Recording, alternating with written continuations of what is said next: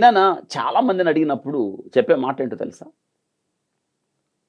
ఎందుకు వస్తున్నారు యేసుక్రీస్తు దగ్గరికి? రోగాలు పోవటానికి. ఆయన రోగాలు తీర్చే యేసయ్యనా? అప్పులు తీర్చే యేసయ్యనా? కష్టాలు తీర్చే యేసయ్యనా? ఉద్యోగాలు ఇచ్చే యేసయ్యనా? ఇల్లు కట్టించే యేసయ్య? లోన్లు ఇచ్చే యేసయ్య? అంటే యేసుక్రీస్తును అంతవరకే పరిమితం చేశారా? లేదా ఆ వాక్యాన్ని మీకు అలా చెప్పి ఆకర్షిస్తున్నారా? దానికి మించినవాడు ఆయన.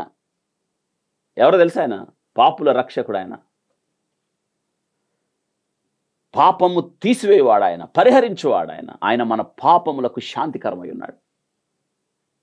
యేసుక్రీస్తు దేవుని కుమారుడు ఆయన, నిత్య జీవమునై ఉన్నాడు. యోహాను భక్తుడు చెప్తున్నాడు. అంతకు మించిన క్రీస్తు ప్రభువారు ఆయన.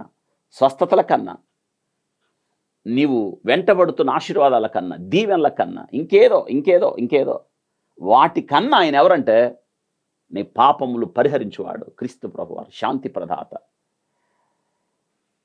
ఎందుకు రావాలా ఆయన దగ్గరికంటే ఆ పాపములు తీసివేయబడ్డానికి యేసుక్రీస్తే మార్గం అండి. నా పాపములు పరిహరించబడ్డానికి క్రీస్తే మార్గం. ఆయన నా పాపములకు ప్రాయచిత్తమయ్యాడు. యేసుక్రీస్తును యజ్ఞ పశువు నా కొరకు వధించబడ్డాడు.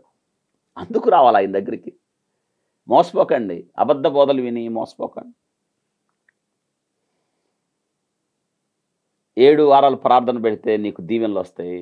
21 రోజులు ఉపవాసాలు ఉంటే నీకు ఆశీర్వాదాలు వస్తాయి. అసలు నీ జీవితం, నీ పాపము క్షమించబడకుండా, నువ్వు క్రీస్తుకు సంబంధించిన వ్యక్తి కాకుండా, క్రీస్తు ఆత్మ ద్వారా నడిపించబడకుండా, అసలు క్రీస్తుతో నీకేం పని? 7 వారాలు రావటానికి, 20 రోజులు చేయటానికి, లేదా 21 రోజులు? ఇది నాకు చాలా మందికి అలవాటు అయిపోయింది. ఇవి పద్ధతులు, ఆచారాలకి ఇక్కడ తావులేదు. క్రీస్తు ప్రభువుకి ఏం కావాలంటే విరిగి నలిగిన హృదయం కావాలి, వేడుకోలు కావాలి ఆయన దగ్గరికి. ఆయన క్రీస్తు మార్గం కాబట్టి అలా రావాలి క్రీస్తు దగ్గరికి. మోసపోకండి. మీరు కానుకలు ఇస్తే దీవించబడతారు. మీ కానుకలు దేవుడికి అసలు అవసరం లేదు, అవసరమే లేదు. మీరు 1 వారమో లేదా 2 వారాలు ఆ ప్రోగ్రాంలు ఏమంటారు కదా, స్పాన్సర్ చేస్తే నువ్వు ఇంతగా దీవించబడతావు. నువ్వు అసలు దీవించబడవు. అసలు నీ కానుక దేవుడు లక్ష్య పెట్టాడు. ఎందుకంటే నీ హృదయం సరిగా లేదు కాబట్టి, నువ్వు మారు మనసు పొందలేదు కాబట్టి, మీరు క్రీస్తు వారు కాదు కాబట్టి. ఎవరికి కావాలి మీ కానుకలు?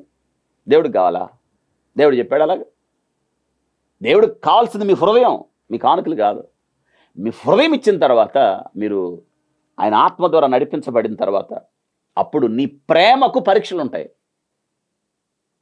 నీ త్యాగానికి కొలతలు ఉంటాయి. అప్పుడు అది నీ హృదయమే ఇవ్వకుండా, నువ్వు ఇంకా యేసుక్రీస్తును సొంత రక్షకుడిగా అంగీకరించకుండా, ఆయన శరీరం అన్న సంఘములో నువ్వు చేర్చబడకుండా, అసలు నీ కానుకలతో దేవునికి ఏం పని అనుకుంటున్నారు మీరు? ఆలోచన. మోసపోకండి. ఇంకెంతకాలం మోసపోతారు?